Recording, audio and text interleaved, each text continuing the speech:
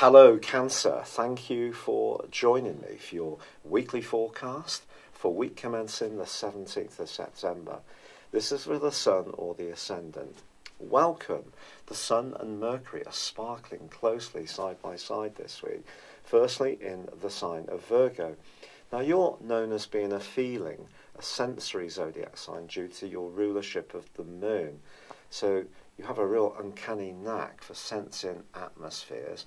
But this week is asking you to engage your intellect, your communicational skills, and you could find yourself mixing and mingling, receiving or sending lots of emails or texts, setting things up, promoting ideas that are important to you, and just generally being very busy.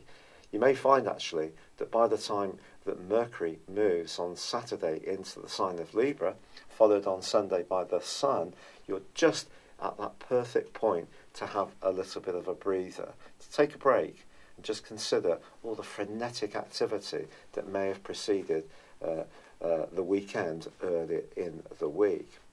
And this opportunity to pause is actually going to give you the chance to tune into the natural characteristics of your zodiac sign, to be a little bit more conscious of peace and tranquility, or just being with the people that really mean a lot to you, perhaps making some changes to where you live, or thinking about family affairs. You may just retreat a little bit towards the end of this week. But of course, last week Venus moved, well, at the end of the previous week, Venus moved into a delicious location for you, one which is very glamorous, flirty, and fun. And its opposition with Uranus this week, all through the week, could see some unexpected developments when it comes to your love life or social situation. Some invites can come out of the blue, and if you're someone who is able to react to things spontaneously and enjoys that kind of sudden change of plan, this could be something that you can really get a buzz from. But Mars is going to be moving back into the sign of Aquarius in the middle of this week, and is going to be T-squaring this particular opposition. This might be tricky. Through to the 26th of the month, well, Uranus and Mars will continue to agitate against one another.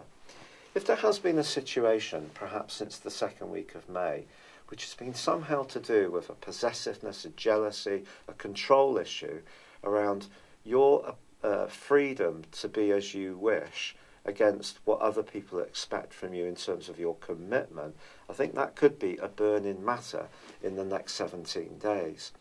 On the other token, it's also possible with Venus and Mars just not aligning particularly well, that you could feel a bit out of sorts, not quite sure about what you want from your love life. And of course, Venus is going to go into a retrograde next month, October, and is going to have an extended journey in the sign of Scorpio. It's even going to rewind back into Libra. So I do feel that right up until the turn of the year, your love life is going to be something that you are thinking very carefully about. However, this week does also see Uranus and Saturn forge a fine link still. So if there is someone progressive that you get on really well with, who's open-minded, who understands your need for stimulation, but also for good emotional communication, then this tie can get stronger and stronger. But as I say, if you're making too many compromises, feel hemmed in, not appreciated, or someone's challenging you about some of your approaches, that could lead to some more intense scenes this week, not least once the Sun and Mercury relocate into a more private area, which could make you that much more sensitive. It's been a real pleasure being with you, Cancer. I'd love it if you would like or comment on this video, or if you've yet to do so, please do subscribe to this channel. Thank you.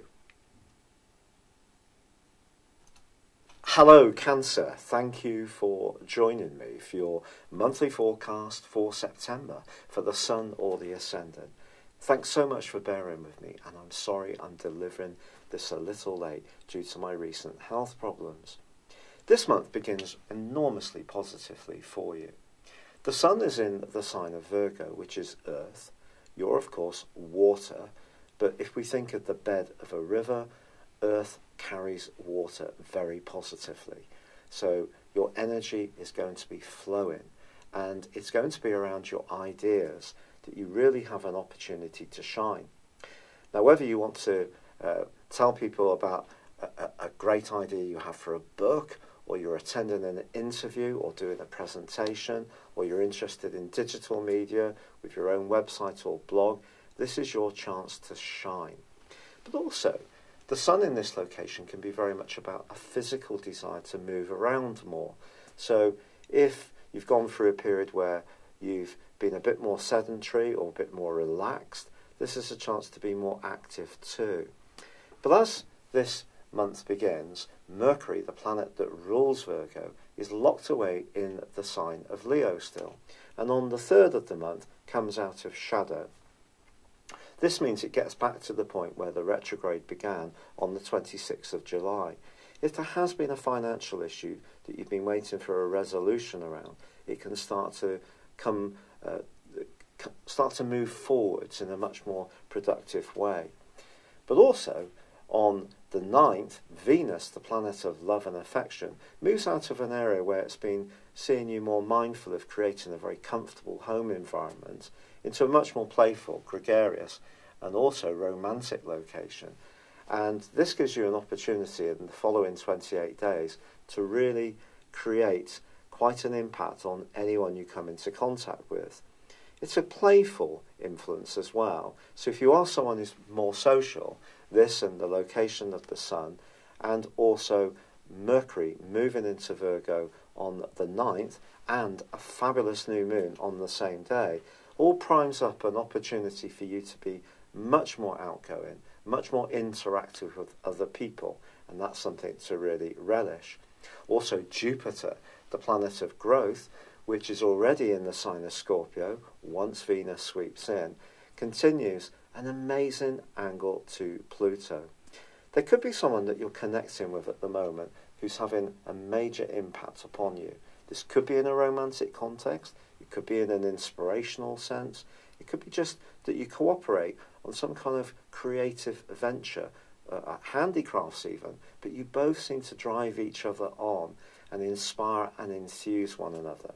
And some good fortune can come for you around one relationship this month.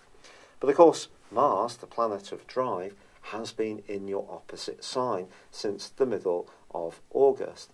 Now, it's going to relocate into the sign of Aquarius on the 12th of September. This is more passionate, it's a bit more feisty, and it's also going to be squaring up to Uranus. Now, if this rings a bell, it's because it's been happening off and on since the first or the second week of May this year. Uranus in Taurus, if you think about it, Taurus likes stability, it likes permanence, it's a fixed sign, whereas Uranus is the co-ruler of Aquarius, but also fixed, but is a bit of a free radical. It likes to shake things up, pushes us to be more mindful of our independence. And for you, it's in a part of your scope to do with friendships and long-term plans. And it's possible, since the middle of May, that some of your ideas have been a bit helter-skelter, not necessarily very constant. And now it re-engages with Mars, there is the potential for tension, I have to be honest with you. In any situation where you feel penned in and you're not able to be a free spirit, you need to choose your associations. They need to be associations that come naturally without any catches or holds or snags.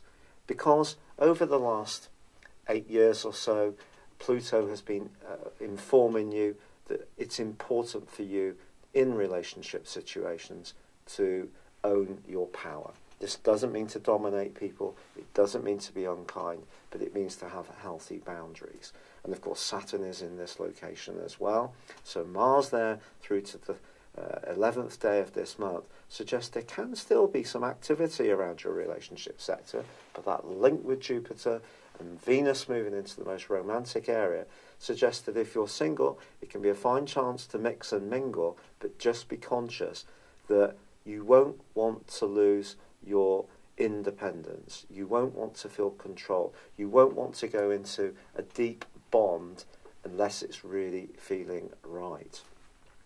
Now, at the very heart of this month, also ironically, Venus and Mars go into a tete-a-tete themselves, a right angle, a square. Between the 11th and 14th, something might not just work out particularly well around a relationship.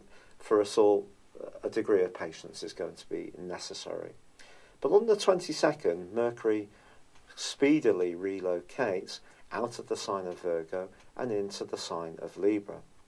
Here Mercury is asking us all to think more about our listening skills, how we tune into other people, but for you it's in your 4th house, and there can be a tendency when Mercury makes its way through the 4th solar house for us to bottle up our emotions and not articulate how we feel very clearly.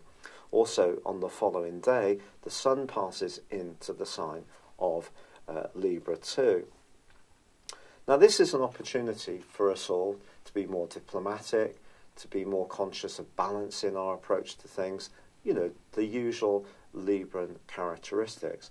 But for you, it's very much about home, family, emotions, your environment, the things that are very much a feature, an echo of your own zodiac sign. So I think the last 10 days of this month could see you just wanting to reflect a bit more, move back into your normal energies, not perhaps be quite so outgoing and out there. And the full moon which occurs is also going to see you thinking very much about your work, where you live, how you live there, your professional responsibilities and commitments, balancing the work and life energies that we all have to grapple with these days is going to prove to be a little bit of a challenge, I feel. But as Venus comes to the end of this month, it also goes into an opposition with Uranus itself. Now, this is going to be fascinating, and there is an opportunity here to sparkle up your situation in a more vibrant way, to be a little bit more spontaneous, and it does also, however, then go on to forge a much more stabilising link with Saturn. So I think any chaos that does come out of the early contact between, I'm sorry, I should have said that on the 9th, Venus goes into opposition with Uranus. So as the month evolves, Venus then goes on to forge a much more stabilising link with Saturn. But I think with relationships, there is an opportunity for growth, for improvement, in all sorts of ties and involvements and associations. But there can also be a shakedown in the ones that aren't so good for you. And that more homely feel that comes into your situation in the last 10 days of this month really is asking you to think about what you want, your own needs, to nurture yourself, to pamper yourself, and those people who are really important to you. It's been a real pleasure being with you. I'm so grateful for all the kind comments and suggestions, for the different things I can do with my rheumatoid arthritis.